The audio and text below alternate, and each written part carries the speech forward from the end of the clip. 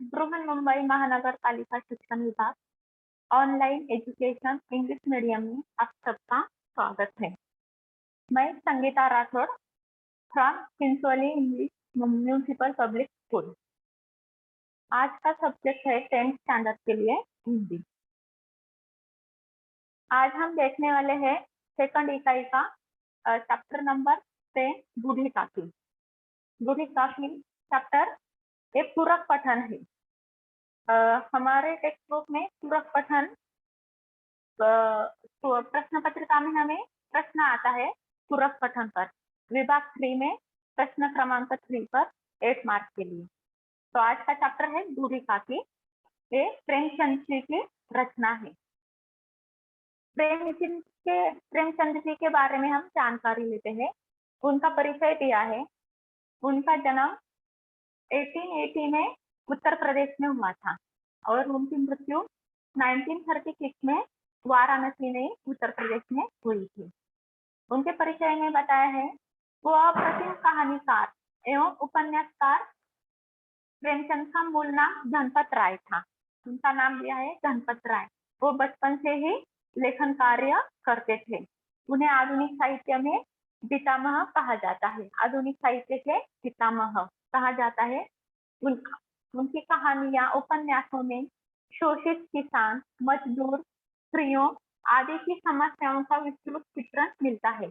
उन्होंने जो भी लेखन किया है, जो भी लिखा है, उनका साहित्य जो है वो किसानों पर है। शोषित किसान जो होते हैं, मजदूर होते हैं, स्त्रियां होते हैं, उनकी समस्याओं के बारे में उन्होंने लिखा है। उनकी प्रमुख कृतियां कौन सी है देखो। मानसरोवर भाग 1 से 8 तक, जंगल की कहानियां, ये कहानी संग्रह है उनके प्रसिद्ध कहानी संग्रह। गोदान, गबन, सेवा सदन, कर्मभूमि, कायाकल्प, ये उपन्यास है उनके। प्रेम की वेदी, करबला, संग्राम, ये नाटक लिखे हैं उन्होंने। टॉल्स्टॉय की कहानियां, आजाद कथा, गाल्सवर्दी के 3 नाटक, हड़ताल, न्याय, चांदी की डिब्बियां, ये इन्होंने अनुवाद किए हैं। दूसरी कहानियों के उन्होंने अनुवाद किए हैं। अभी बूढ़ी काकी, ये कहानी में उन्होंने प्रेमचंद जी ने बताया है कि ये कहानी के माध्यम से उन्होंने जो बूढ़े लोग होते हैं, वृद्धों के प्रति तिरस्कार की भावना बढ़ रही है, तो तिरस्कार की भावना पर उन्होंने प्रहार किया है कि वृद्ध जो है, बूढ़े बुजुर्ग जो है, उनका सम्मान करना चाहिए। ये कहानी में उन्होंने बुजुर्ग जनों के मन का मनोवैज्ञानिक विश्लेषण करते हुए उनके प्रति आदर भाव रखने हेतु प्रेरित किया है। अभी जो बुढ़ापा है उनका, वो एक तरह का बचपना ही होता है, तो उनका वो मानसिक जो होता है वो ध्यान में रखकर उनके प्रति सम्मान आदर रखना चाहिए। ये उन्होंने ये कहानी के द्वारा हमें बताने की कोशिश की है। अभी बूढ़ी काकी, ये कहानी के प्रमुख पात्र है बूढ़ी काकी, जो एक असहाय वृद्धा है। दूसरा है बुद्धिराम, वो काकी का भतीजा है। तीसरा है रूपा, वो काकी की बहू है। और लाडली, वो काकी की पोती है। ये प्रमुख पात्र है इस कहानी में। अभी देखते हैं कहानी में। बुढ़ापा बहुधा बचपन का पुनरागमन हुआ करता है। बूढ़ी काकी में सिवा और कोई चेष्टा शेष थी न थी, और अपने कष्टों की ओर आकर्षित करने के लिए रोने के अतिरिक्त कोई दूसरा सहारा ही। समस्त इंद्रियां, नेत्र, हाथ, पैर जवाब दे चुके थे। पृथ्वी पर पड़ी रहती और घर वाले कोई बात उनकी इच्छा के प्रतिकूल करते, भोजन का समय टल जाता या उसका परिणाम पूर्ण न होता, अथवा बाजार से कोई वस्तु आती और न मिलती तो ये रोने लगती थी। उनका रोना खिसकना साधारण रोना न था, वे गला फाड़ फाड़ कर रोती थी। अभी प्रेमचंद जी ने बताया कि ये जो बुढ़ापा होता है, ये बुढ़ापा जो है वो बचपन का पुनरागमन होता है। जैसे छोटे बच्चे होते हैं, कुछ सीख नहीं मिलती है, कोई डांटता है तो जोर जोर से रोने लगते हैं, वैसे ही बूढ़ी काकी की अवस्था थी। उसको कोई चेष्टा न थी जीवा के स्वाद के सिवा, मीन्स खाने के अलावा उनको कोई इच्छा ही नहीं बाकी थी। और सब अपने कष्टों की ओर आकर्षित करने के लिए उन्हें कोई दूसरा सहारा रोने के अलावा छोटे बच्चे जैसे रोने लगते हैं। कोई किसी का ध्यान अपनी तरफ होना चाहिए या कुछ चीज नहीं मिलती तो वो रोने लगते हैं। और अभी समस्त इंद्रियां हाथ पैर थक चुके थे। अभी बुढ़ापा हो गया था तो वो पूरी तरह से थक चुकी थी। फिर वो जमीन पर बिस्तर पर ही लेटी रहती थी और भोजन का टल जाता। कुछ समय कोई चीज उनके मन के खिलाफ होती तो उन्हें रोना लगता था, रोना आता था। और बाजार से कोई भी नई चीज लाते हैं और उन्हें नहीं मिलती तो जोर जोर से रोने रोने लगती थी। और उनका रोना भी साधारण नहीं था, वो गला फाड़ फाड़ कर रोती थी। छोटे बच्चों की तरह वो रोने लगती थी। उनके पतिदेव को स्वर्ग सिधारे कालांतर हो चुका था। बेटे और तरुण मुझ पर चल बसे थे। अब एक भतीजे के सिवाय और कोई न था। उसी भतीजे के नाम उन्होंने अपनी सारी संपत्ति लिख दी। लिखाते समय भतीजे ने खूब लंबे चौड़े वादे किए, किंतु वे सब वादे केवल खुली डिब्बों में दलालों के दिखाए हुए सब्जेबाज थे। अभी बूढ़ी काकी का उनके जो पतिदेव थे उनको स्वर्गवास हुआ था। बहुत साल बीत चुके थे और उनका एक लौता बेटा था। वो भी तरुण था और वो मर गया था। उसकी अचानक से मृत्यु हो गई थी तो उनको कोई सहारा नहीं रहा था। तो उन्होंने उनका जो सारी संपत्ति थी, जो प्रॉपर्टी थी, उनके एक भतीजे के नाम लिख दी थी। वो भतीजे का नाम है बुद्धिराम। उन्होंने सारी प्रॉपर्टी अपने भतीजे के नाम लिख दी थी। लिखाते टाइम भतीजे ने भी बड़े बड़े वादे किए थे कि मैं ऐसा करूंगा काकी, वैसा करूंगा, आपकी देखभाल करूंगा। लेकिन वो सब हाँ, लिखे हुए थे, कागजों में ही पड़े थे। असल में उस पर ध्यान नहीं देता था। यद्यपि उस संपत्ति की वार्षिक आय 150-200 रुपए से कम न थी, तथापि बूढ़ी काकी को पेट भर भोजन की भी कठिनाई से मिलता था। जो भी उनकी संपत्ति थे उसको वार्षिक जो आता था उत्पन्न वो ज्यादा था, 200 रुपए से 250 रुपए से ज्यादा था। लेकिन फिर भी काकी जी थी, बूढ़ी थी, तो उनको पेट भर खाना भी नहीं मिलता था, बड़ी कठिनाई से मिलता था। उसमें उनके भतीजे पंडित बुद्धिराम का अपराध था अथवा उनकी अर्धांगिनी श्रीमती रूपा का उसका निर्णय करना सहज नहीं। अभी बुद्धिराम वो सभी वादे कर चुका था लेकिन वो अपराधी था, वो ध्यान नहीं दे रहा था। और उसकी बीवी रूपा वो भी जरा तेज स्वभाव की थी, वो भी ध्यान नहीं देती थी। बुद्धिराम स्वभाव के सज्जन थे किंतु उसी समय तक जबकि जबकि उनके कोष पर कोई आँच न आई। रूपा स्वभाव से तीव्र थी सही, पर ईश्वर से डरती थी। एक तो बूढ़ी काकी को उसकी तीव्रता उतनी ना खलती थी जितनी बुद्धिराम की थी भल मन साहस। अभी क्या होता है, बुद्धिराम सज्जन था लेकिन जब तक उसको खर्चा करने पर न पड़े, खर्चा करने का समय आता तो वो बिगड़ जाता था। और रूपा स्वभाव की तेज थी, गुस्से वाली थी, लेकिन वो ईश्वर से डरती थी। उसका मानना था कि हम जब गलती करते हैं तो ईश्वर हमें उसकी सजा देता है। तो थोड़ी सी दयालु भी बनती थी। बूढ़ी काकी को रूपा पर नहीं गुस्सा आता था क्योंकि वो बहू थी, लेकिन बुद्धिराम पर गुस्सा आता था क्योंकि उसने बड़े वादे किए थे और फिर भी वो काकी पर ध्यान नहीं देता था। एक वक्त की रोटी भी बड़ी मुश्किल से देता था। बुद्धिराम को कभी कभी अपने अत्याचार का खेद होता था। बुद्धिराम भी सोचता था तो उसे बुरा लगता था कि इसी संपत्ति के कारण मैं इस समय भला मानुस बना बैठा हूँ। क्या हुआ था, बुद्धिराम भी ध्यान सोचता था कि मैं गलत कर रहा हूँ, मेरा व्यवहार जो है वो चाची के साथ अच्छा नहीं है, काकी के साथ। उसकी संपत्ति है, उसकी संपत्ति से मैं अच्छे से अभी रह पा रहा हूँ, भल मानुस बन गया हूँ। तो वो सोचता था तो उसे बुरा लगता था। अभी लड़कों को बूढ़ों से स्वाभाविक विद्वेष होता ही है और फिर जब माता पिता का यह रंग देखते हैं तो वे बूढ़ी काकी को और सताया करते। अभी घर में बच्चे, छोटे बच्चे जो होते हैं वो बड़ों का अनुकरण करते हैं। अभी रूपा और बुद्धिराम चाची को ध्यान नहीं देते थे, उसकी तरफ उसको सताते थे, ये भी बच्चे देखते थे। तो क्या होता था, बच्चे उनका अनुकरण करते थे तो बूढ़ी काकी को भी वो सताने लगते थे। कोई चुटकी मारकर भागता, कोई उन पर पानी की कुल्ली कर देता। काकी चीख मारकर रोती।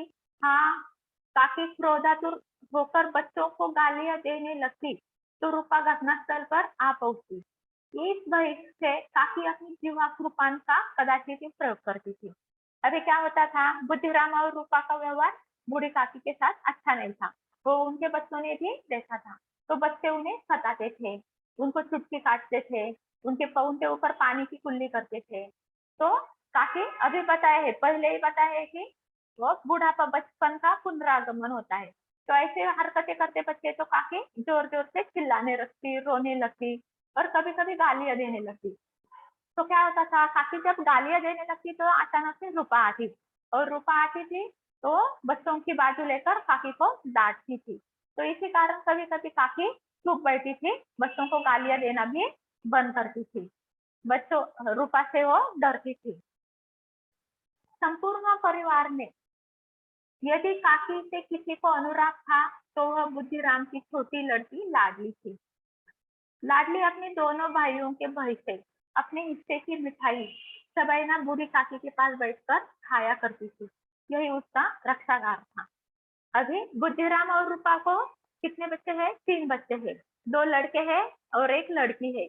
लड़की का नाम है लाडली, और वो जो लाडली थी वो अच्छी थी, और वो बूढ़ी काकी जो है काकी को प्यार करती थी, और वो कभी भी काकी को सताती नहीं थी। और उसके घर में जो भी कुछ मिठाई वगैरह मिलता तो काकी के पास जाकर खाती थी, क्योंकि उसको डर था कि उनके उसके दोनों बड़े भाई उसकी मिठाई ना छीन ले। तो काकी के पास जाकर खाती, वही उसका रक्षागार था।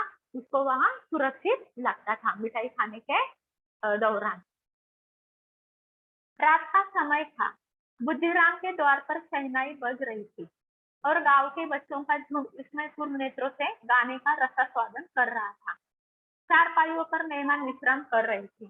2 एक अंग्रेजी पढ़े हुए नवयुवक इन व्यवहारों से उदासीन थे। वे उस गवार मंडली में बोलना अथवा सम्मिलित होना अपनी प्रतिष्ठा के प्रतिकूल समझते थे। अभी रात का समय था, बुद्धिराम के यहाँ प्रोग्राम था। तो प्रोग्राम की सारी तैयारी हो गई थी, शहनाई बज रही थी, गांव के बच्चे आए थे, वो गाना सुन रहे थे, उसका आनंद ले रहे थे। 4 पाइयों पर बाहर आंगन में मेहमान बैठे हुए थे, आराम कर रहे थे। उसमें कोई कोई पढ़े हुए युवक थे, अंग्रेजी पढ़े हुए युवक थे, लेकिन जो पढ़े हुए थे उनको ये पूरी बातें गंवार लग रही थी, वो उदासीन थे, उनको ऐसा कुछ इंटरेस्ट नहीं लग रहा था। और वो ये सारी चीजें उन्हें गंवार लग रही थी, उन्हें लग रहा था कि हम पढ़े लिखे हैं और एक गंवार लोग हैं। तो वो उनसे बातें करना, उसमें मिक्स होना, सम्मिलित होना उनको प्रतिष्ठा के प्रतिकूल समझते थे। ये हमारी प्रतिष्ठा के विरुद्ध है, ऐसे उन्हें लगता था। आज बुद्धिराम के बड़े लड़के मुखराम का तिलक आया था। अभी बुद्धिराम के बड़े लड़के का नाम क्या बताया है? मुखराम। बुद्धिराम को 2 लड़के हैं, बड़े का नाम है मुखराम और उसका तिलक था, उसकी एंगेजमेंट थी। यह उसी का उत्सव था। घर के भीतर स्त्रियां गा रही थी और रूपा मेहमानों के लिए भोजन के प्रबंध में व्यस्त थी। भट्टियों पर कड़ा चढ़ रहे थे, एक में पूड़ियां कचौड़ियां निकल रही थी, दूसरे में अन्य पकवान बन रहे थे। एक बड़े हंडे में मसालेदार तरकारी पक रही थी। घी और मसाले की क्षुधावर्धक सुगंध चारों ओर फैली हुई थी। अभी हमें मालूम है कि घर में कोई भी प्रोग्राम रहता है तो सारी तैयारियां होती है और फिर खाना भी बनाने का प्रोग्राम रहता है। उसी तरह अभी बुद्धिराम के घर पे भी उसका बड़े लड़के का तिलक था, तो उसकी भी वहाँ उत्सव चल रहा था। तो उसकी तैयारी, शहनाई बज रही थी, मेहमान आए थे, चारपाई पर आंगन आंगन में बैठे थे, और कुछ स्त्रियां भी आई थी, तो घर में बैठी थी। और वो बुद्धिराम की जो बीवी थी रूपा, वो मेहमानों के भोजन के प्रबंध में व्यस्त थी। वो सारी देखभाल देख रही थी, किसी को कुछ कम न पड़े, ये दे दो मेहमानों को, वो दे दो, मेहमानों के आगे पीछे कर रही थी। और घर पे खाना भी बन रहा था, पुड़िया कचौड़ियां निकल रही थी, अन्य पकवान भी बन रहे थे, ठंडे में मसालेदार तरकारी पक रही थी, और सारी और उसका सुगंध ही फैला हुआ था, वो खाने का सुगंध। बूढ़ी काकी अपनी कोठारी में शोकमय विचार की भांति बैठी हुई थी। यह स्वाद मिश्रित सुगंध उन्हें बेचैन कर रही थी। अभी बूढ़ी काफी बूढ़ी हुई थी, तो उन्हें ये प्रोग्राम में बाहर आने के उन्होंने बाहर आने पसंद नहीं था उन्हें कि बूढ़ी काफी ये प्रोग्राम में आए उनमें मिक्स हो जाए, तो वो अपनी कोठरी में ही बैठी थी। लेकिन उन्हें ये जो पकवान बन रहे थे बाहर, उसका सुगंध आ रहा था, तो सुगंध से वो बेचैन हो गई थी। आह, कैसी सुगंध है! अब मुझे कौन पूछता है, जब रोटियों ही के लाले पड़े हैं, तब ऐसे भाग्य कहा कि भरपूर पूड़ियां मिले। यह विचार कर उन्हें रोना आया, कलेजे में भुक्सी उठने लगी। परंतु रूपा के भय से उन्होंने फिर मौन धारण कर लिया। कलेजे में भुक्सी उठना क्या है, उसका मीनिंग मुहावरा है ये। मन में वेदना उत्पन्न होना, उन्हें दुख होना, मन में बड़ा ही दुख होना। अभी क्या हुआ था, बड़े बड़े अच्छे अच्छे पकवान पक रहे थे, तो उसकी सुगंध आ रही थी, तो काकी क्या बोली मन में ही, ये कैसी सुगंध है, लेकिन अब मुझे कौन पूछता है, जहाँ रोटियां नहीं मिलती है तो पूड़ियां कहाँ मिलेगी। ये सोचकर उन्हें रोना आया और बूढ़े बड़ा ही दुख हुआ। फिर लेकिन रूपा कुछ आगे पीछे बोलेंगी, डांटेगी, इसलिए उन्होंने मौन धारण किया, चुप बैठी रही, कुछ भी नहीं बोली। फूल हम घर में भी सूख सकते हैं, परंतु वाटिका में कुछ और बात होती है। इस प्रकार निर्णय करके बूढ़ी काफी हाथों के बल सरकती हुई बड़ी कठिनाई में चौखट से उतरी और धीरे धीरे रेंगती हुई कढ़ाई के पास आ बैठी। देखो, प्रेमचंद ने क्या बताया है कि फूल हम घर में भी सूंघ सकते हैं, परंतु वाटिका में कुछ और बात होती है। बूढ़ी काकी को कोठारी में बैठी हुई है और पकवानों की जो सुगंध आ रही है वो दूर से ले रही है, तो उन्होंने क्या सोचा कि घर में बैठकर फूल की सुगंध लेने से बगीचे में जाकर उसका आनंद ज्यादा मिलता है, तो उसी तरह जहाँ पकवान बन रहे हैं वहां जाकर उसका सुगंध लेती हूँ। ऐसे सोचकर वो उन्होंने सोचा और निर्णय किया कि मैं वही जाती हूँ। तो क्या किया उन्होंने, उनके हाथों के बल पर, उन्हें चलना नहीं आता था, तो सरकते सरकते हुए चौखट से उतरी और धीरे धीरे जहाँ पकवान बन रहे थे वो कढ़ाई के पास जाकर पहुंच गई। रूपा उस समय कार्यभार से उद्विग्न हो रही थी। अभी क्या हुआ था, घर में बड़े ही मेहमान आए थे, सारी देखभाल रूपा को अकेली को ही देखनी थी। इस कभी उस कोठे में जाती, कभी उस कोठे में, कभी कड़ा के पास आती, कभी भंडार में जाती। किसी ने बाहर से आकर कहा, महाराज ठंडाई मांग रहे हैं। ठंडाई देने लगी। आदमी ने आकर पूछा, अभी भोजन तैयार होने में कितना विलंब है, जरा ढोल मंजीरा उतार दो। बेचारी अकेली स्त्री दौड़ते दौड़ते व्याकुल हो रही थी, झुझलाती थी, उड़ती थी, परंतु क्रोध प्रकट करने का अवसर न पाती थी। भय होता, कई पड़ोसी ने यह न कहने लगे कि इतने में उबल पड़ी। प्यास से स्वयं कंठ सूख रहा था, गर्मी के मारे फूसी जाती थी, परंतु इतना अवकाश ही नहीं था कि जरा पानी पी ले अथवा पंखा लेकर झूले। यह भी खटका था कि जरा आग हटी और सीधे की लूट मची। अभी क्या था कि रूपा पूरी देखभाल उसके ऊपर थी, एक अकेली औरत थी और उसके बड़े लड़के का तिलक था, तो बहुत सारे मेहमान आए थे, तो मेहमान की देखभाल करना उसका देखभाल करने में वो बिजी थी। कभी वो कोठे में जाती, कभी कभी इधर आती कड़ा के पास, तभी और वो ध्यान दे रही थी। किसी ने बाहर जाकर कहा महाराज ठंडाई मांग रहे हैं, तो उन्हें वो ठंडाई देने के लिए गई। भोजन में कितना विलंब, कोई मेहमान ऐसे थे उन्हें भूख लगी थी, तो बोल रहे थे कितना टाइम लगेगा, भूख लगी है ऐसे, तो वही वो देख के दौड़ती दौड़ती इधर से उधर देख रही थी। अकेली थी तो वो व्याकुल हो गई थी, थक गई थी, लेकिन वो गुस्सा भी किसी और को प्रकट न कर पाती थी, क्योंकि उसे भी डर था, भय था। कई पड़ोसियन जो आए हैं वो बोलेंगे कि देखो, पहले लड़के के पहले लड़के का जो प्रोग्राम बना है उसने उतने में भी इतनी थक गई, तो कुछ भी नहीं बोल पा रही थी, उतना अवकाश भी उसको नहीं था। अभी उसको खुद को प्यास लगी थी तो पानी पीने का भी वक्त उसके पास नहीं था। गर्मी के मारे वो भी बेचैन रही थी। कहा उसको टाइम ही नहीं थी कि पानी पे पी ले या पंखा लेकर खुद को आराम दे दे। यही, और उसको ये भी ध्यान देना था कि कहीं वो आंख उघट जाए और कई चीजों की लूट मार ना हो जाए, इसलिए वो चौकन्ना रहकर इधर उधर देख रही थी। इसी अवस्था में उसने बूढ़ी काकी को कड़ाह के पास बैठा देखा तो वो जल गई। अभी क्या हुआ, वो रूपा पूरे कार्य में व्यस्त थी, उसको टाइम ही नहीं था कि इधर देखो उधर देखो, खुद के लिए भी टाइम नहीं था। मेहमान आए थे, बड़े लड़के का तिलक था, अकेली औरत थी, घर में बीवी थी, और उसमें ही अचानक से उन्होंने बूढ़ी काकी को कोठरी में ही बिठाया था, उन्हें बाहर नहीं बुलाया था। और उसने अचानक इतने कार में व्यस्त होकर अचानक से उसने बूढ़ी काकी को देखा तो वो जल उठी, बड़ा गुस्सा आ गया उसको, क्रोध रुक न सका। वह बूढ़ी काकी पर झपटी, उसको गुस्सा आया और झपटी और उन्हें दोनों हाथों से झटक कर बोली। अभी वो गुस्से में ही काकी के पास गई और उन्हें गुस्से में ही बोली, ऐसे पेट में आग लगे, पेट है या भाट, कोठारी में बैठते हुए क्या दम घुटता था।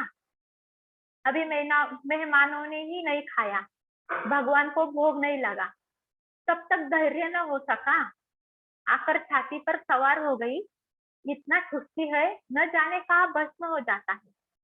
भला चाहती हो तो जाकर कोठारी में बैठो, जब घर के लोग खाने लगेंगे तब तुम्हें भी मिलेगा। तुम कोई देवी नहीं हो कि चाहे किसी के मुंह में पानी न जाए, परंतु तुम्हारी पूजा पहले ही हो जाए।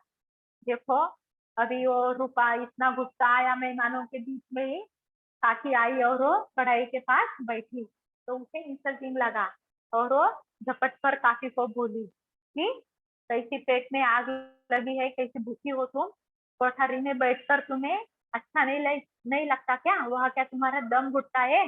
आकर बाहर खड़ी हो गई, मेहमानों ने अभी तक खाना नहीं खाया, भगवान को भी हमने अभी तक कुछ नहीं दिया है, तब तक आप इंतजार नहीं कर सकती थी, आकर बाहर बैठ गई, छाती पर सवार हो गई। इतना ठुसी, इतना खाना खाती हो कहा जाता है। गुस्से में उल्टा सीधा सब कुछ रूपा ने बोल दिया, और गुस्से में बोली, भरला चाहती हो तो कोठारी में जाकर बैठो, सब लोग खाना खाएंगे, मेहमान खाना खाएंगे, तब तुम्हें भी तुम्हारे हिस्से का खाना मिल जाएगा। और तुम कोई देवी या भगवान नहीं हो कि पहले तुम्हें ही देना चाहिए। अपने अपनी कोठरी में जाकर बैठ जाओ, थोड़ा सा इंतजार करो, इतनी भी क्या भूख लगी है, इतनी भी क्या पेट में आग पड़ी है, ऐसा रूपा ने उल्टा सीधा गुस्से में बोल दिया। उसको ये बात अच्छी नहीं लगी कि काकी बाहर आई और वो कढ़ाई के पास बैठी। फिर क्या हुआ, अभी काकी को पहले से ही भूख लगी थी, फिर उसने सोचा कि इतनी सुगंध आ रही है, वो रेंगते रेंगते कढ़ाई के पास गई और वो रूपा ने उन्हें डांटा तो उन्हें बुरा लगा। बुरी काकी अपनी कोठरी में जाकर पश्चाताप कर रही थी। अभी उन्हें पश्चाताप हो रहा था कि मैं कहां से कहां पहुंच गई। उन्हें रूपा पर क्रोध नहीं था, अपनी जल्दबाजी पर दुख था। सच ही तो है, जब तक मेहमान लोग भोजन न कर न चुकेंगे, घर वाले कैसे खाएंगे। मुझसे इतनी देर भी न रहा गया, सबके सामने पानी उतर गया। अब जब तक कोई बुलाने न आएगा नहीं उठूं जाऊंगी। अभी देखो क्या हुआ, पहले वो सुगंध आई और उन्होंने कुछ सोचा ही नहीं कि हम बाहर जाएंगे तो हमें कोई डांटेगा, बुद्धिराम डांटेगा या रूपा डांटेंगे, ऐसा उन्होंने सोचा नहीं। खाली उन्हें वो पकवान की सुगंध आई और वो सोचते ही वो बाहर चली गई। फिर रूपा ने डांटा तो उन्होंने फिर सोचने लगा कि देखो, उन्हें पश्चाताप होने लगा। उन्हें रूपा पर गुस्सा नहीं आया, उन्हें लगा कि अरे मैं यहाँ से नीचे कैसे चली गई, थोड़ा भी सोचा नहीं मैंने कि अभी तक मेहमानों ने खाना नहीं खाया है। जब तक मेहमानों ने ही नहीं खाया तो मुझे कहाँ से देंगे, और क्यों मैं नहीं सबके सामने पानी सबके सामने पानी उतर गया, नहीं सबके सामने इंसल्ट हो गई। अभी उनको उनके मन में ठान ली कि जब तक कोई बुलाने नहीं आएगा मैं जाऊंगी ही नहीं। ऐसे उन्हें पश्चाताप हो रहा था कि थोड़ा देर और इंतजार करती तो क्या होता, क्यों मैं नीचे चली गई और क्यों सबके सामने मेरा ऐसा इंसल्ट कर दिया। फिर वो अपने बेड पर बिस्तर पर लेट गई। मन ही मन इसी प्रकार का विचार कर वह बुलाने की प्रतीक्षा करने लगी।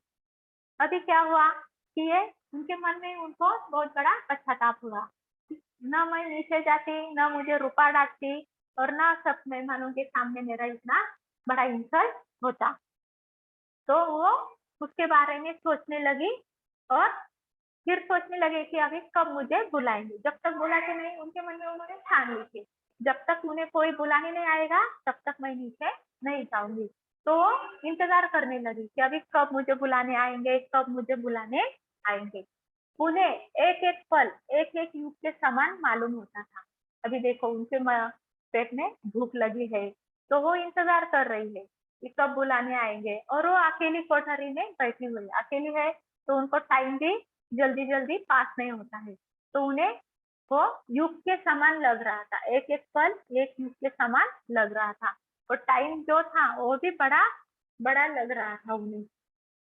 धीरे धीरे एक गीत गुनगुनाने लगी। अभी टाइम पास क्या करेंगी वो, कुछ भी नहीं था, अकेली बैठी थी कोठरी में। तो उन्हें एक गीत गुनगुनाने लगी, कुछ गाना गाने लगी वो। उन्हें मालूम हुआ कि मुझे गाते देर हो गई। अभी वो सोचने लगे कि बहुत टाइम से मैं गा रही हूँ लेकिन अभी तक मुझे कोई बुलाने नहीं आया है, बहुत टाइम बीत गया है। क्या इतनी देर तक लोग भोजन कर ही रहे होंगे, किसी की आवाज नहीं सुनाई देती। अभी वो सोचने लगे कि बड़ी देर हो गई, ज्यादा टाइम गया है, कोई मुझे बुलाने भी नहीं आया है।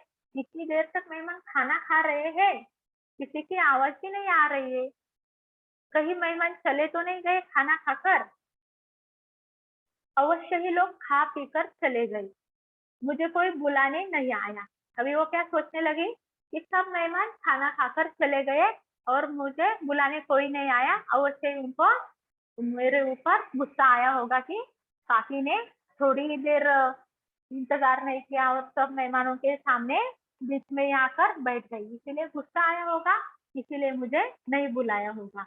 मुझे कोई बुलाने नहीं आया, रूपा चिढ़ गई है, क्या जाने न बुलाए। सोचती हो कि आप ही आएंगी, वो कोई मेहमान तो नहीं है, उन्हें बुलाऊं। बूढ़ी काफी चलने के लिए तैयार हुई। अभी देखो क्या हुआ, पहले से उन्होंने ठान लिया था कि कोई बुलाने नहीं आएगा, तब जब तक कोई बुलाने नहीं आता तब तक मैं नहीं जाऊंगी।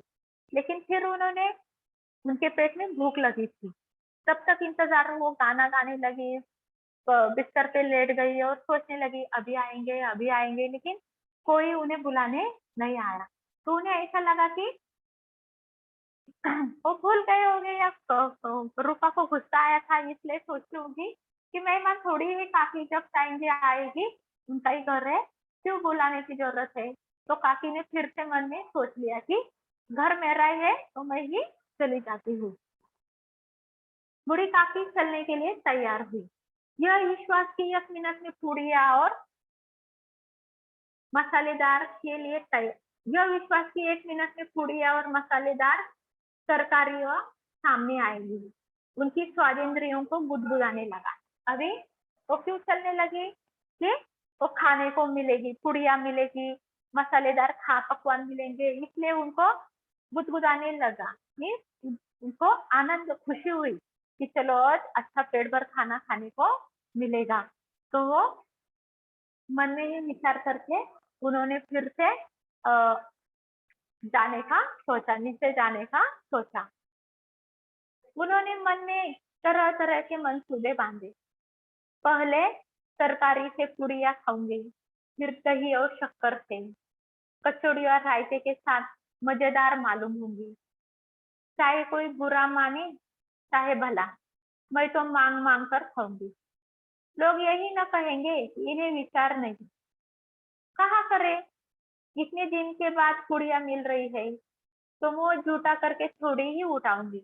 अभी देखो उन्होंने मन में पूरा प्लान बनाया था कि अभी नीचे जाऊंगी, पुड़िया खाऊंगी, फिर उसके बाद दही खाऊंगी, रायता खाऊंगी, शक्कर खाऊंगी, कचौड़ियों के साथ रायता खाऊंगी। तो सब में सबका प्लान उन्होंने मन में किया था कि मैं कैसे खाना खाऊंगी और खाऊंगी, और कोई देखेगा तो देखने दो, बोलने दो, कुछ भी बोलेगा तो बोलने दो। क्या करे, इतने दिन से कोई भी खाने को नहीं मिला है अच्छा अच्छा खाना, पूड़ियाँ नहीं मिली है, बहुत दिन हो गए, तो आज मिल रही है, पेट भर के खाना खाऊंगी।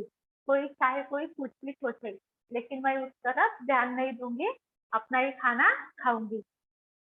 यही सोचकर वो काकी जी नीचे आ गई। अभी मेहमान मंडली अभी बैठी हुई थी, अभी प्रोग्राम चालू था, लेकिन माँ काकी जी को लगा कि किसी की आवाज नहीं आ रही इसके, इसीलिए वो नीचे आ गए। उन्हें लगा कि मेहमान चले गए होंगे, लेकिन मेहमान मंडली अभी बैठी हुई थी। कोई खाकर उंगलियां चाटता था, कोई तिरछे नेत्रों से देखता था कि और लोग अभी खा रहे या नहीं। कोई इस चिंता में था कि पत्तल पर पुड़िया छूटी जाती है, किसी तरह उन्हें भीतर रख लेता। कोई दही खाकर जीभ चटकारता था, परंतु दूसरा दोना मांगते संकोच करता था कि इतने में बूढ़ी काकी रेंकी उनके बीच में जा पहुंची। अभी क्या हुआ, लोग खाना खा रहे थे, खाने का आस्वाद ले रहे थे, कोई उंगलियां चाट रहा था, कोई देख रहा था कि कोई कितना खा रहा है, या कोई ऐसा सोच रहा था कि पत्तल पर कोई खाना न बच जाए, ऐसे ही सोच में इधर उधर देख रहा था। और इसी दौरान वो काकी जी रेंगते रेंगते हुए मेहमानों के बीच में जा पहुंची। और क्या हुआ, कई आदमी चौंक खड़े हुए। अभी लोग खाना खा रहे हैं और उन्होंने अचानक से काकी जी को देखा, तो वो चौंक गए कि ये लोग खाना खा रहे हैं और अचानक से कौन सी बूढ़ी बीच में ही आ गई। अरे यह बुढ़िया कौन है, यह कहाँ से आ गई, देखो किसी को छू न दे। अभी क्या हो गया, काकी की बूढ़ी हो गई थी, तो उसका वो कपड़े वो सब अलग ही थे, और वो ऐसे सरकते सरकते रेंगते रेंगते आई थी, तो वो चल नहीं पाती थी। कि अचानक से वो मेहमानों की पंक्ति जहाँ बैठी है उसमें गई, तो लोग चौंक गए कि अचानक से बूढ़ी कहाँ से आ गई है, कौन है। वो अचानक से बोलने लगे और वो डरने लगे कि किसी को छू ना दे, ऐसे वो बोलने लगे। तभी पंडित बुद्धिराम काकी को देखते ही क्रोध से चिलमिला गए। अभी क्या हो गया, पंडित बुद्धिराम ने काकी जी को देखा कि ये क्या हो गया, पहले रूपा ने डांटा था और वो अंदर चली गई थी, अभी बीच में ही काकी नीचे आ गई, तो बुद्धिराम को गुस्सा आ गया। बुद्धिराम मेहमानों को खाना दे रहा था, इधर उधर देख रहा था, और अचानक मेहमानों ने ऐसे चिल्लाना शुरू कर दिया, तो उसका ध्यान वो पंक्ति की तरफ गया और उसने काकी जी को देखा, तो उसको गुस्सा आ गया, बहुत गुस्सा आ गया। पुड़ियों का थाल लिए खड़े थे,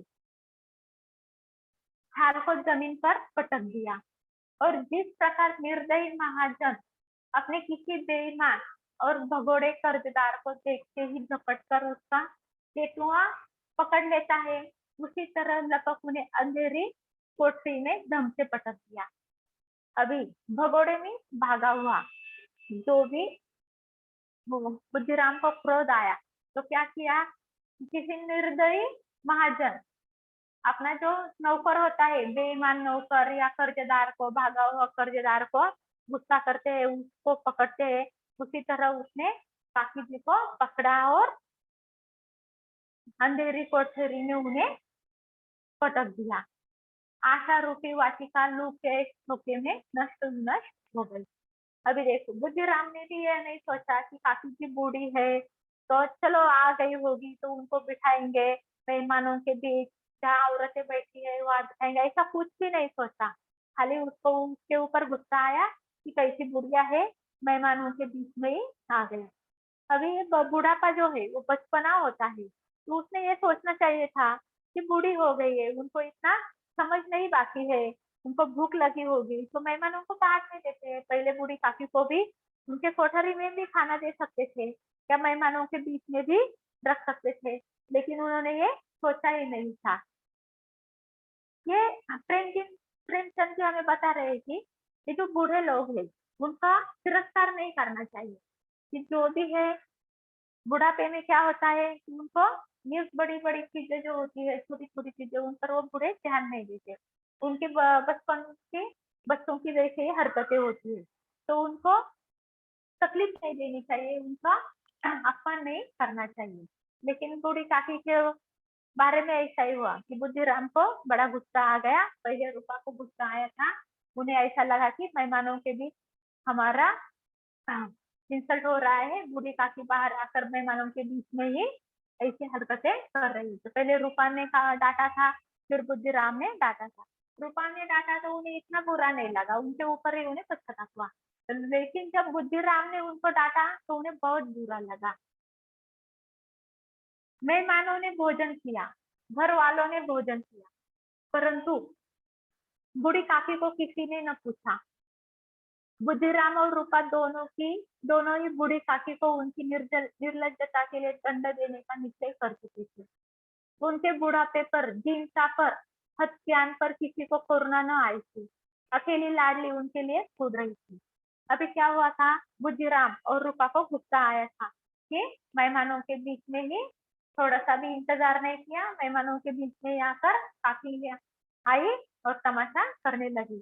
तो उन्हें उनका गुस्सा आया। पूरे मेहमानों ने खाना खाया, मेहमान चले गए। फिर घर वालों ने भी खाना खाया, रूपा ने खाया, बुद्धिराम ने खाया, बच्चों ने भी खाना खाया। लेकिन उन्होंने किसी ने भी काकी को खाना खाने को नहीं बुलाया या काकी को खाना भी नहीं दिया। वो उन्हें दंड देना चाहते थे। उनकी वो जो काकी की हरकतें थी, वो उन्हें निर्लज्जता लग रही थी। तो उन्होंने सोच लिया था कि आज काकी को खाना ही नहीं देंगे, उनको दंड देंगे। उनको दंड देने का निश्चय कर चुके थे। लेकिन उन्होंने ये भी नहीं सोचा कि वो बूढ़ी हो गई है, उन्हें भूख लगी होगी। उनके मन के बारे में उन्होंने सोचा नहीं था। घर में एक ही लड़की थी, जो बुद्धिराम की छोटी लड़की लाडली। उसको ही बुरा लग रहा था, ये जो लोग हैं घर के, वो काकी जी के साथ दुर्व्यवहार कर रहे हैं। उसको बुरा लग रहा था। उसको लगा कि बुद्धिराम और रूपा ने, मम्मी-पापा ने उसके गलत किया, क्यों वो काकी के बारे में सोच नहीं रहे थे। ऐसा उसको लग रहा था। लाडली को काकी से अत्यंत प्रेम था। बेचारी भोली-भाली लड़की थी। बाल विनोद और चंचलता की उसमें गंध तक न थी। दोनों बार जब उसके माता-पिता ने काकी को निर्दयता से घसीटा, तो लाडली का हृदय एक पर रह गया। वो झुंझला रही थी कि ये लोग काकी को क्यों बहुत सी कुड़िया नहीं देते। अभी वो छोटी लाडली काकी को समझ रही थी। वो काकी से बड़ा ही प्यार करती थी। वो सोच रही थी कि क्यों ये काकी काकी पर इतना गुस्सा कर रहे थे। उसको पेट भर खाना देते तो ऐसा नहीं करती। उसको बुरा लग रहा था कि काकी को देना चाहिए था। और वो सोच रही थी कि उसको खाना देते तो काकी ऐसा नहीं करती। उसको ऐसा लग रहा था कि वो काकी की बुढ़ापे की हरकतें क्यों नहीं समझ पा रही है, उनकी भूख को क्यों नहीं समझ पा रही है, ऐसे लाडली को लग रहा था। उसने अपने हिस्से की पुड़िया बिल्कुल ना खाई थी, अपनी गुड़ियों की पिटारी में बंद कर रखी थी। उन गुड़ियों को काकी के पास ले जाना चाहती थी। उसका हृदय अधीर हो रहा था। बूढ़ी काकी मेरी बात सुनते ही उठ बैठेंगी। गुड़िया देखकर कैसी प्रसन्न होगी, मुझे खूब प्यार करेंगी। देखो अभी क्या हुआ, देखो घर में छोटे बच्चे होते हैं, उन्हें कुछ काम करना होता है तो बड़ी खुश होते हैं और वो इंतजार करते हैं कि कब मैं दे दूंगी, कब मैं दे दूंगी। ऐसे ही वो लाडली के बारे में हुआ था। उसको सबने खाना खाया था, तब उसके जो हिस्से की गुड़िया थी, वो उसने नहीं खाई थी। और उसकी गुड़ियों की जो पिटारी थी, उसमें उसने बंद करके रखी थी। और वो सोच रही थी कि जब सब लोग सो जाएंगे, तब मैं अपने हिस्से की पुड़िया अपनी काकी को दे दूंगी। और जब काकी ये पुड़िया देखेंगी, खाएंगी, तो इतनी प्रसन्न होगी और मुझे बहुत प्यार करेंगी। उसको बहुत अच्छा लग रहा था कि जब मैं अपनी गुड़िया काकी जी को दे दूंगी तो कितनी खुश होगी, कितनी प्रसन्न होगी और मुझे और मेरा और लाड प्यार करेंगी। ऐसा सोचकर वो बड़ी ही खुश हो रही थी। रात के 11 बज गए थे। रूपा आंगन में पड़ी सो रही थी। लाडली की आंखों में नींद न आती थी। काकी को पुड़िया खिलाने की खुशी उसे सोने न देती थी। उसने पुड़ियों की पिटारी सामने ही रखी थी। जब विश्वास हो गया कि अम्मा सो रही है, तो अपनी पिटारी उठाई और बूढ़ी काकी की कोठरी की ओर चली। अभी क्या हुआ था, पूरा दिन पूरा प्रोग्राम, तिलक का प्रोग्राम था, तो सब पूरा काम करते करते रात के 11 बज गए थे। मेहमान आए, खाना खाए, फिर घर वालों ने खाना खाया, तो पूरा काम करते करते 11 बज गए। और आंगन में रूपा के बाजू में लाडली भी सोई थी। रात के 11 बज गए थे और लाडली को नींद नहीं आ रही थी, क्योंकि उसने उसके हिस्से की जो गुड़िया थी वो काकी के लिए निकाल के रखी थी। और वो सोच रही थी कि जो कब रूपा सोएंगी और कब मैं चाची को, काकी जी को ये पुड़िया देकर आऊंगी। तो उस खुशी के मारे उसे नींद ही नहीं आ रही थी। जब रूपा सो गई, उसके बाजू में उसकी मम्मी सोई हुई थी रूपा, तो वो सो गई, तो उसने क्या किया, पुड़ियों की पिटारी सामने रखी थी, उसके बाजू में ही उसने रखी थी। जब उसको विश्वास हो गया कि अभी अम्मा सो गई है, उसकी मम्मी सो गई है, तो उसने धीरे से पिटारी उठाई और बूढ़ी काकी की और कोठरी में चली गई। अभी देखो क्या हुआ था कि वो सोच रही थी कि कब अम्मा सोएंगी और कब मैं ये पिटारी पिटारी में उसने क्या रखा था कि रोटियां, ये पूड़ियां रखी थी। और उसने सुबह से देखा था कि काकी ने कुछ भी खाना नहीं खाया था। जब पहली बार आई तो उसके अम्मा ने उसको डांटा था और पकड़कर कोठरी में बहुत सारा गुस्सा उस पर निकाला था, काकी पर, उसको खाना भी नहीं दिया था। फिर बाद में उसके पापा ने, बुद्धिराम ने भी काकी को गुस्सा किया था और सबने खाना खा लिया, फिर भी काकी को कुछ भी नहीं दिया।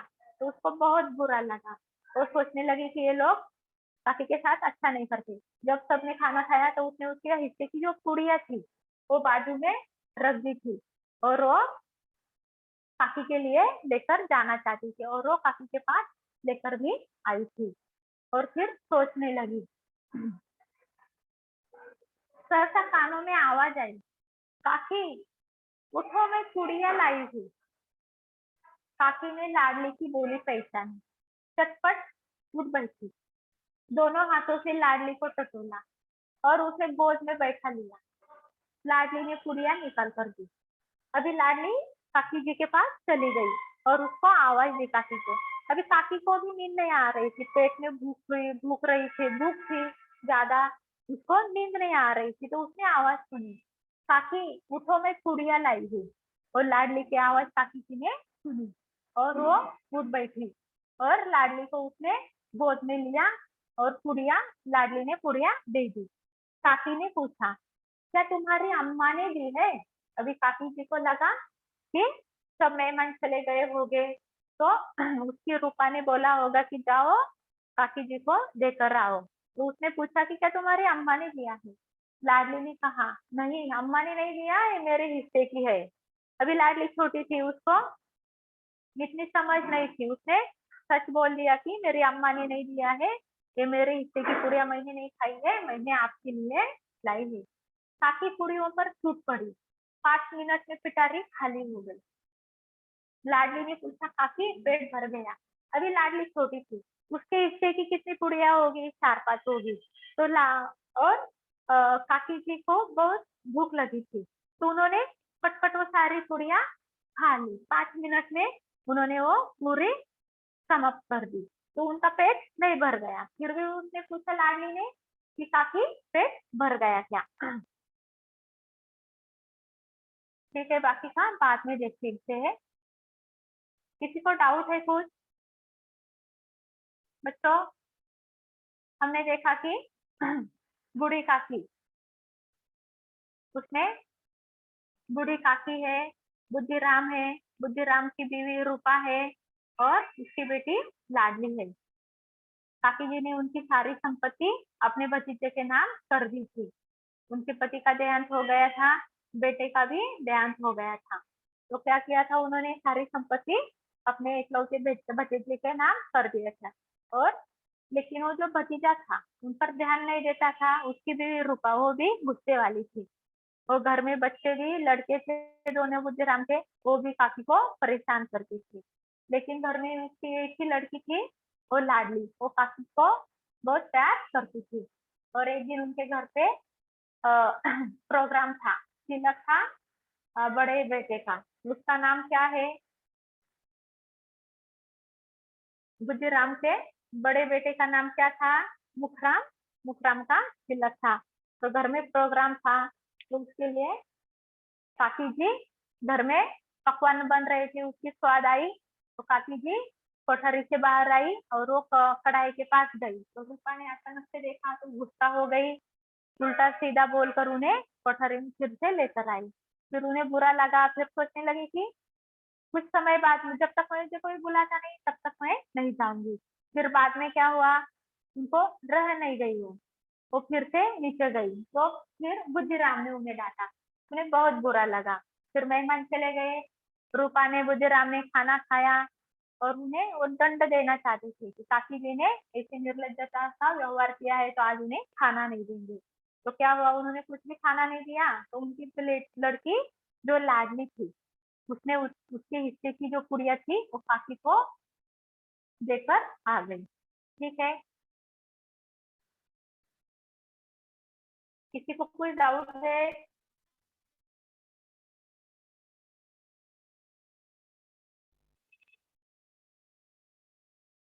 Hello ma'am, hello,